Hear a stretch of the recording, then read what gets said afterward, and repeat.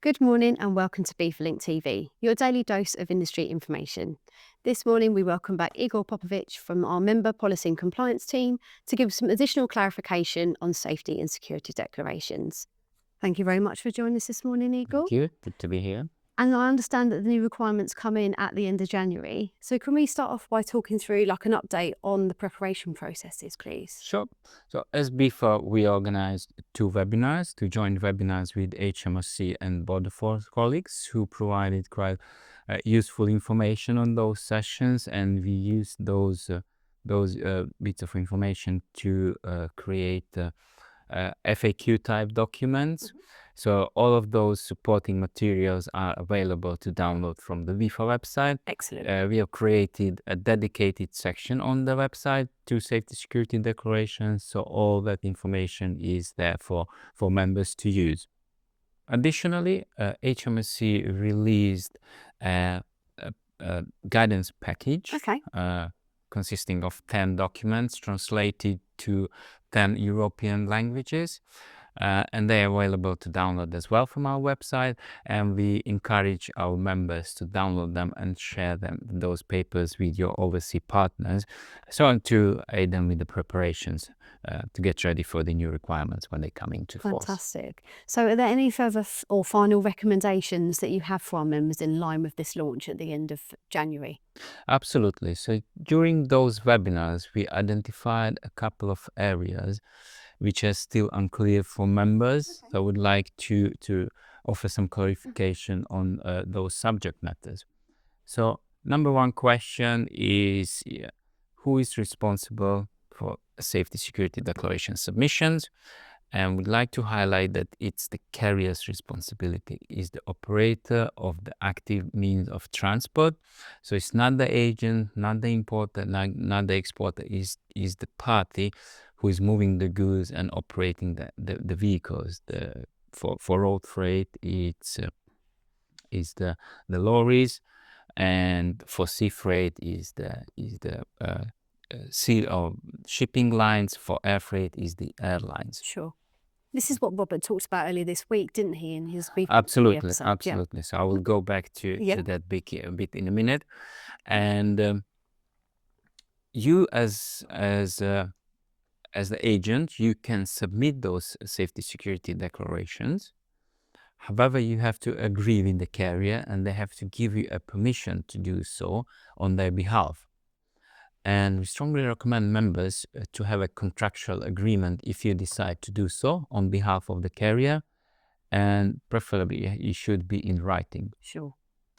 And the next question, which came up multiple times from the members, is BIFA offering a template for BIFA members to use, a kind of a template of contractual agreement. At the moment, we don't have plans to draft such document because due to different circumstances, those agreements could differ among businesses. So that's why there's no template, one size fits all. Sure. Let's say. However, we'd like to highlight a couple of points which are important to review when you draft or you discuss this type of agreement. So first of all, to clearly define the responsibilities, who's submitting and what kind of information. So that's something to agree between your carrier. The next point is the timelines, when the information will be provided, and when what are the deadlines for submitting those declarations to the government. And thirdly is the importance of clearly incorporating the BIFA standard trading conditions, because they kind of include this kind of shipments, this kind of submissions. So you members are covered by trading conditions. And as you mentioned previously, during the last safety security declaration update, BIFA gave Robert Windsor, my colleague, gave a quite good update on the latest article available on the BIFA Link magazine. So that's our January issue. And we have as a headline the safety security, your liabilities when submitting safety security declarations. So strongly recommend members to read this magazine and watch the latest recording with Robert. So that's related to the submissions of those declarations. On the practical note, members are still confused regarding the multiple consignments and declaring them in one safety security declaration. Unfortunately, there are limitations. Members can do. They can submit one declaration, but those consignments, they have to follow the same country of routing. Right, I see. So that's the limitation. Many members confused by the origin of the goods. So how to declare, how the origin of the goods are declared. And the confusion comes from two data elements in the safety security declaration. One is the place of loading of goods, what means when the goods are loaded on the vehicles and from where they depart, where they start their journey from. Sure. And the second data element is the countries of routing.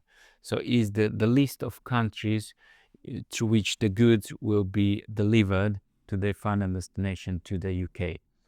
And these data elements, they cause the confusion. So just would like to clarify that the origin of the goods has nothing to do with the safety security declaration, and there is no data element on the safety security declaration to declare actual origin of the goods. It's the routing and the place of loading or where the goods starting their journey, where they depart from. So that's the key to note here. It's important to make that clarification. Absolutely, absolutely. So my final question is, what happens after the safety and security declaration has been submitted? Do we as members need to do anything with that? Yeah, that question came up multiple times. People are slightly confused with the customs declaration, CDS declaration, because custom declarations, the declarants, they have to monitor the declaration post clearance, if it's cleared, if it's not, if there are any manual intervention required to manually clear the entry, or any outstanding duty payment is required to release the goods, to clear the custom declaration. Is no such thing is required with the safety security declaration. There is no clearance. It's only an acceptance of safety security declaration.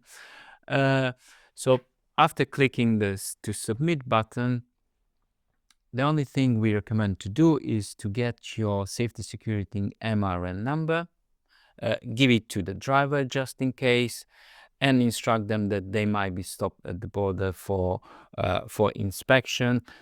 And there is nothing else is required. So there's no monitoring of the declaration post submission is required. And another thing to highlight here, it's related to the GVMS. Right, yes. To add the MRN number of the safety security declaration, it's optional at the moment. So you don't have to worry about the GVMS and declaring those references into that system. That's great. Lots of useful information there for members to make reference of. Thank you very much for joining us this morning. As Igor mentioned at the beginning, we do have a dedicated section on our website for safety and security declarations, so we'll pop a link in the description below. That's all for today's episode of B4Link TV, your daily dose of industry information.